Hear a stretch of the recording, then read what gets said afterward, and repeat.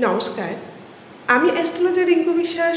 আজ আমি জানাতে চলেছি এমন ৩টি রাশির কথা, যারা দীর্ঘদিন ধরে বিভিন্ন বাধা বিঘ্নতার মধ্যে দিয়ে কাটাচ্ছেন এবং প্রত্যেকটা কাজ করতে গেলেই কিন্তু বাধার সম্মুখীন হচ্ছেন, নানান ধরনের সমস্যায় পড়তে হচ্ছে আপনাদের।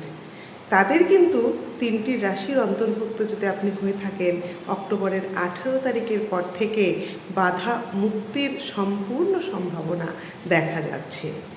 এই ৩ রাশির মানুষ কিন্তু জীবনে বহু না হওয়া কাজ করতে পারবে এই অক্টোবরের ১৮ তারিখের পর থেকে।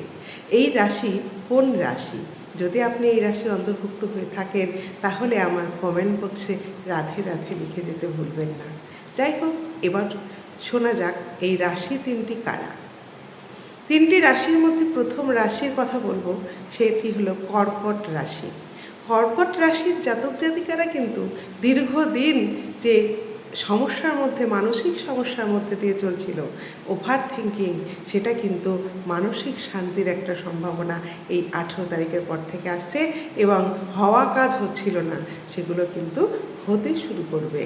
আপনারা সিদ্ধান্ত নিতে পারবেন। সিদ্ধান্ত নেওয়ার যে একটা সমস্যায় ভুগছিলেন, আপনারা সঠিক সিদ্ধান্ত এখন নিতে পারবেন ১৮ তারিখের পর থেকে। দ্বিতীয় রাশিটি হলো তুলা রাশি। বহু পারিবারিক সমস্যা, বিভিন্ন মুড সুইংয়ের সমস্যা, বিভিন্ন সমস্যার মধ্যে দিয়ে চলছিল তুলা, অনেক কাজ হচ্ছিল না। এবার কিন্তু ১৮ তারিখের পর থেকে আপনার পারিবারিক শান্তি ফিরে আসবে এবং মানসিক শান্তিও অনেকটা ফিরে আসবে এবং আপনার না হওয়া কাজ হবে। সমাজে বাড়বে আপনার প্রভাব প্রতিপত্তি এবং মান সম্মান। তারপরের যে রাশি, সেটি হচ্ছে বৃশ্চিক রাশি।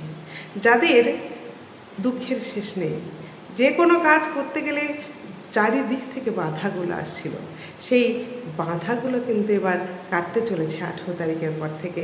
আর শারীরিক যে প্রতিবন্ধকতা, বিভিন্ন রকম ব্যথা বেদনার সমস্যা, সেটাও কিন্তু কমবে এই ১৮ তারিখের পর থেকে।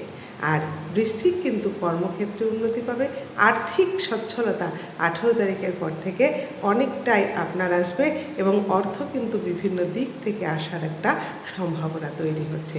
যাই হোক, আপনি যদি এই ৩ রাশির মধ্যে একজন হয়ে থাকেন, আপনার যদি কর্কট অথবা তুলা অথবা বৃশ্চিক রাশি হয়ে থাকে, আমার কমেন্ট বক্সে কমেন্ট করতে ভুলবেন না। ভিডিওটি নিজেদের মধ্যে শেয়ার করে দিন, অনেকে এটি জানুক এবং অনেক সকলে ভালো থাকুন।